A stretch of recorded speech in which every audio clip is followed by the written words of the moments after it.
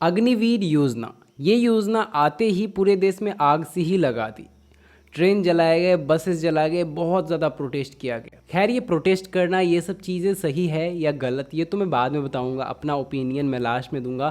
फिलहाल मैं ऐसे 4 myths and facts, real facts आपको अग्निवीर योजना के बारे में बताने वाला हूँ, जो आपको जानना चाहिए, क्योंकि इसके बारे में बहुत से मिथ्स हैं और रियलिटी क्या है लोगों को पता चलनी चाहिए। मिथ नंबर 1, जो अग्निवीर बनेंगे, जो अग्निवीर स्कीम में शामिल होंगे, उनका जो फ्यूचर होगा वो इनसिक्योर होगा। बट द फैक्ट इज, जो अग्निवीर रिटायर हो जाते हैं, अगर वो थोड़ा सा दिमाग लगा लें तो वो एंटरप्रेन्योरशिप में घुस सकते हैं।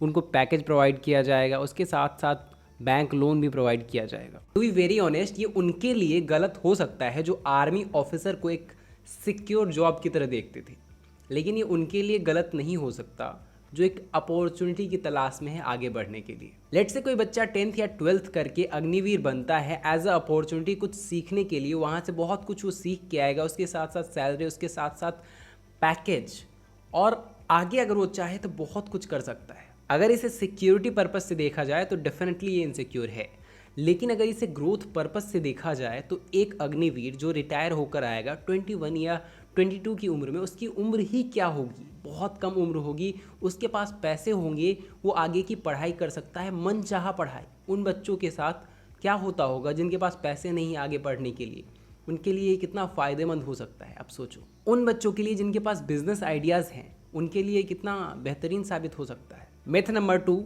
अग्निवीर रिटायर होकर टेररिज्म ज्वाइन कर सकते हैं। तो मैं आपको बता दूं कि भारत के मिलिट्री, भारत के वीरों का मजाक मत उड़ाओ प्लीज़, क्योंकि वो इतना ज़्यादा वेल डिसिप्लिन्ड रहते हैं, वो इतना ज़्यादा अनुशासन में रहते हैं कि वो समाज को बिगाड़ते नहीं है, समाज को सुधारते हैं। और जो बच्चा मिलिट्री कैंप में बड़े बड़े ऑफिसर्स के साथ भारत माता की जय कर रहा है, भारत की सीमाओं की रक्षा कर रहा है, वो कल होकर भारत को ही नुकसान पहुंचाएगा? Unbelievable, impossible. वो इतना ज़्यादा वेल डिसिप्लिन्ड होकर निकलेगा वहाँ से कि वो आगे जो कुछ भी करेगा उसमें सक्सेस ही पाएगा। मिथ नंबर 3, अग्निवीर हो सकता है कि हमारी जो मिलिट्री हैं उनको अफेक्ट कर सकते हैं। लोग इसका लॉजिक ये दे रहे हैं कि वो अनट्रेंड होंगे, हमारे करंट मिलिट्री के साथ तालमेल नहीं बैठ पाएगी उनकी। तो मैं आपको बता दूं कि ये अलग अलग देशों में ट्राइड एंड टेस्टेड है, यानी शॉर्ट टर्म के लिए युवाओं को शामिल किया जाता है। बेसिकली ये इसलिए किया जाता है ताकि जो पैसा बचे उसको न्यू टेक्नोलॉजी में इन्वेस्ट किया जाए।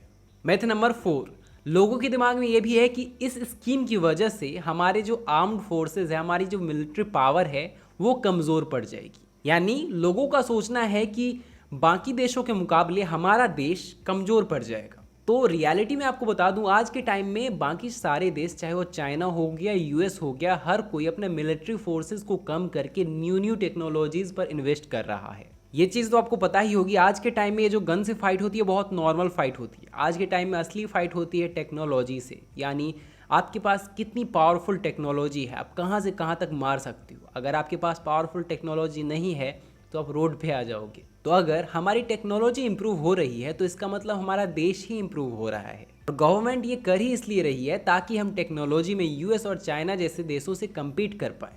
अब हम बात करेंगे मेरा क्या ओपिनियन है इन सारे सब्जेक्ट्स पे। सबसे पहली चीज़, जो भारत को जला रहे हैं, भारत के ही मिलिट्री फोर्स में ज्वाइन करने के लिए किस मुंह से जाओगे भारत की रक्षा करने? भारत को ही जला कर आए हो आप। सेकेंड चीज़, ये कुछ लोगों के लिए सही है, कुछ लोगों के लिए गलत है। जिनके लिए गलत है उन्हें पीसफुली प्रोटेस्ट करना चाहिए। थर्ड, कोई भी चीज़ सही गलत नहीं होता। मैं भी इसको सही गलत नहीं मानता। ये सही भी हो सकता है, गलत भी हो सकता है। ये आपके नज़रिए पर डिपेंड करता है, आपके हिसाब से। अगर आपको गलत लगता है तो आप पीसफुली प्रोटेस्ट करो, अगर आपको सही लगता है तो आप इसे अपॉर्चुनिटी की तरह आगे बढ़ो लेके।